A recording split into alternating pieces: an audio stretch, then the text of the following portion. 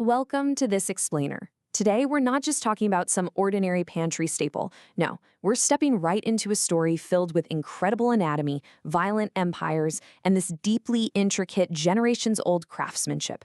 We're going to uncover the true story behind the world's most coveted spice, true Ceylon cinnamon. Okay, let's dive into this. To really get Ceylon cinnamon, we've got to grasp the sheer gravity of its history. I mean, look at this. According to Roman records, Emperor Nero actually burned an entire year's stock of the stuff at his second wife's funeral pyre. It was this massive act of atonement for his part in her death. For centuries, this wasn't just a spice, it was a commodity valued way beyond gold. It literally drove ancient empires to the very edges of the known world. Now, what's really interesting about this slide is the sheer physical and chemical superiority of authentic Ceylon, that cinnamomum verum. It stands in stark contrast to what's probably sitting in your kitchen cabinet right now.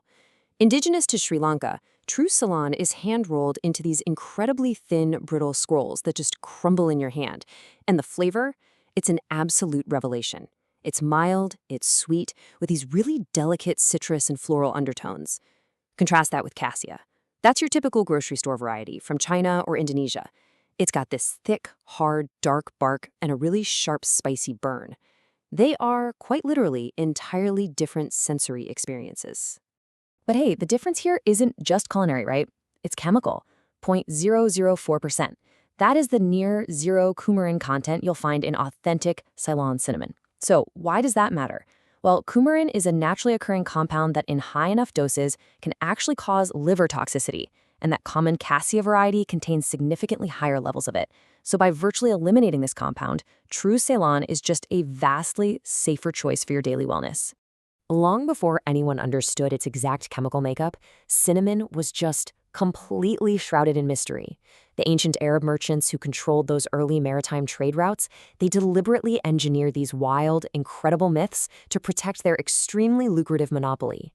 They'd spin these fables for the Romans and Greeks, claiming cinnamon was harvested from the unreachable nests of giant birds or that the groves were guarded by venomous winged snakes.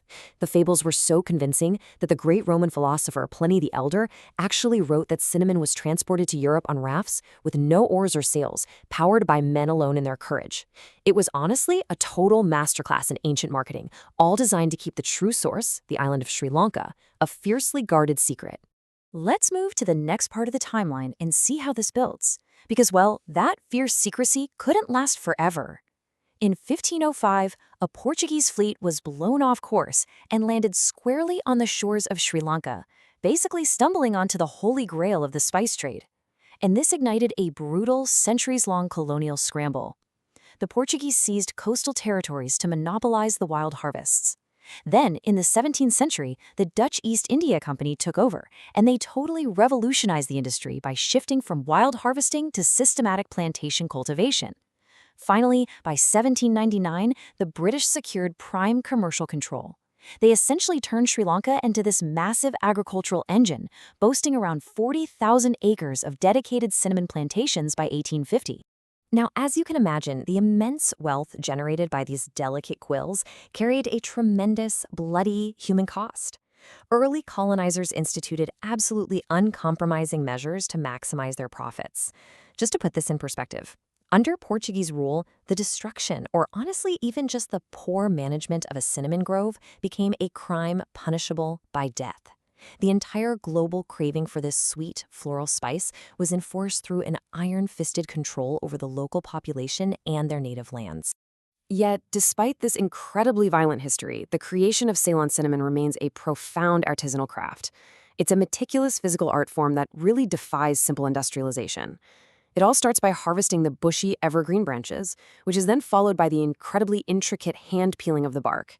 This is a highly specialized skill completely unique to Sri Lanka, handed down through centuries. Finally, the bark is carefully rolled into delicate, multi-layered quills. The end result is an absolute culinary masterpiece. In fact, it's so fragile that a perfectly dried quill will just effortlessly snap right between your fingers. And you know, this immense artistry isn't just some broad national industry.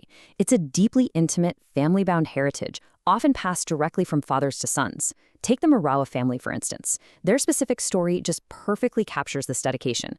Back in 1919, Nagal Malej Baban Apuhami laid the foundation for a family estate in Matara. And today, that very same vision is still alive, carried forward by the fourth generation. For over a century, they have preserved this exact handcrafted heritage, evolving from raw estate cultivators into purveyors of global, value-added products. It's just a vivid illustration of the wisdom and sacrifice required to keep this legendary, authentic craft alive. Which brings us to how we use it today. This brilliantly illustrates how an ancient treasure has evolved into a scientifically backed wellness elixir. When it's brewed into rich amber infusions by purveyors like Tea and Me, authentic Ceylon cinnamon is honestly a restorative powerhouse. Modern studies show it supports blood sugar management, combats oxidative stress with dense polyphenols and antioxidants, aids digestion, provides natural anti-inflammatory benefits, and even enhances heart health. It's a powerful ingredient that fits perfectly into our modern daily rituals. To meet this booming global demand for natural wellness, the modern scale of Sri Lanka's crop is, well, it's truly monumental. Just in 2022 alone, the island nation exported a staggering 18,300 metric tons of cinnamon products, generated from over 36,000 hectares of land. That is a massive scale. Recognizing this incredible economic importance, the Sri Lankan government actually established a dedicated Department of Cinnamon Development as recently as 2023. This new authority is there to ensure the long-term sustainable growth of this vital industry, essentially safeguarding the quality, the research, and the authenticity of true Ceylon cinnamon for the entire world market. So what does this all mean? Well, it brings us to a final, fascinating thought to leave you with today.